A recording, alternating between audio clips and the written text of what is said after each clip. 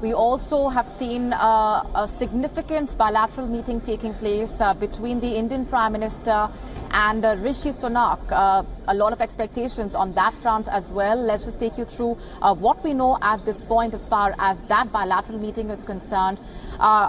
And before we also go on to discuss the implications of that meeting and the expectations overall from that relationship, the leaders from member nations have been hosting bilateral talks, and we saw the two leaders sitting down for those talks a while ago. This is Rishi Sunak's first visit to India since taking office, and from New Delhi to London, all eyes have been on this meeting. Both India and the UK in talks to seal a free trade agreement. That's been a crucial aspect. There have been hiccups as well as pauses. And Sunak earlier said that progress has been made on the negotiations, but there is still a lot left to be done before it can be sealed. His administration wants to go all the way. They have said that they don't want to hush things and want a deal. They don't want to rush things and want a deal that will benefit all of the UK. The trade deal has been in discussion for more than 2 years, and the latest stance taken by the UK government could further delay the progress. Sunak has earlier said that they will not compromise on the immigration policies to secure a deal.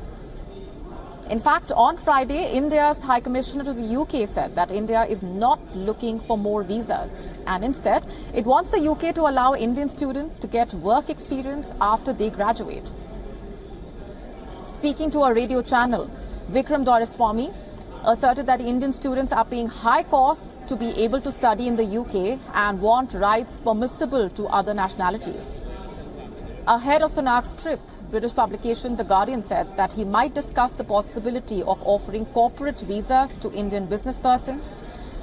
The free trade agreement, if signed, will be one of the most glittering post-Brexit prizes for the United Kingdom.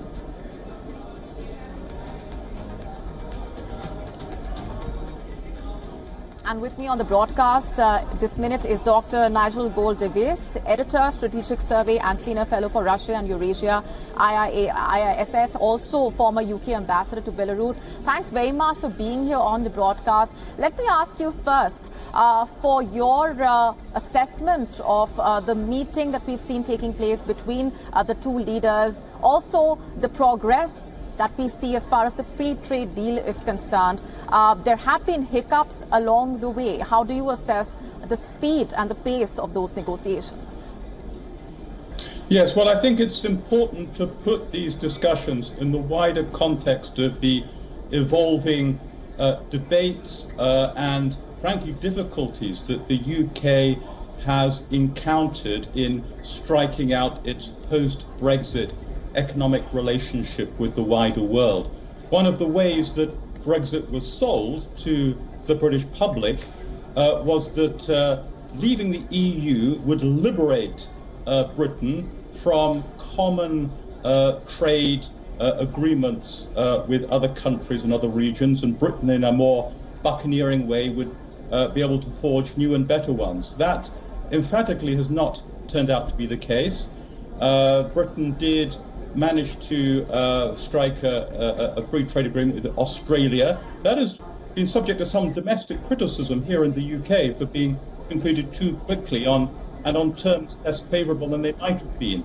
The Indian agreement, would it be finally reached, would be much more significant.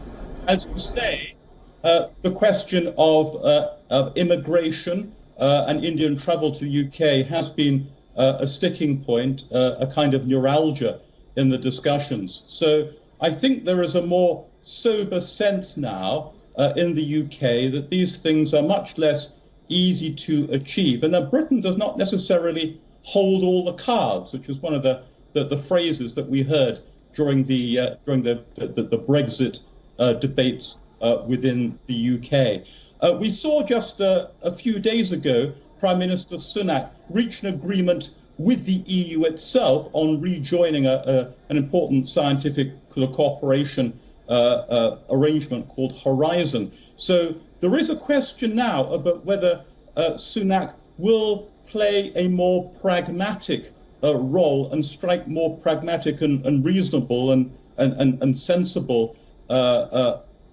policies and approaches to a whole range of post-Brexit issues. But that's a question without an answer at this point.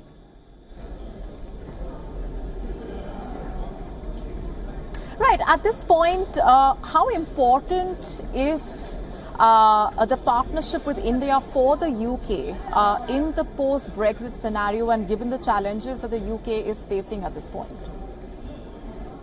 Yeah, I think it's potentially very important, and the very fact that India is now hosting the G20 Summit brings home the present and future significance of India as a partner. It, of course, comes in the wake of India's technological triumph in landing a lunar craft at the south pole of the moon, only the fourth country to land on the moon and the first on that part of it.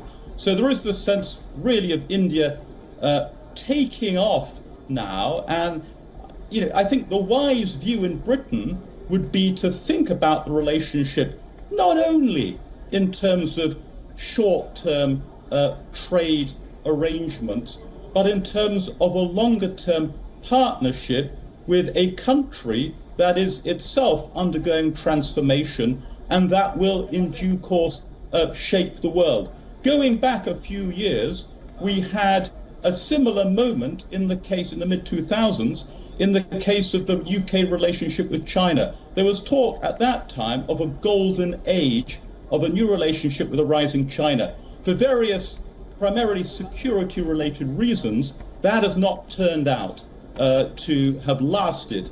No one speaks anymore of a golden age with China. I hope with India it will be a more promising future. Indeed, on that optimistic note, we're leaving it there for the moment, Dr. Nigel Gold-de-Vries. Thanks very much for being here on the broadcast. Thank you. WION now available in your country. Download the app now. Get all the updates on the move.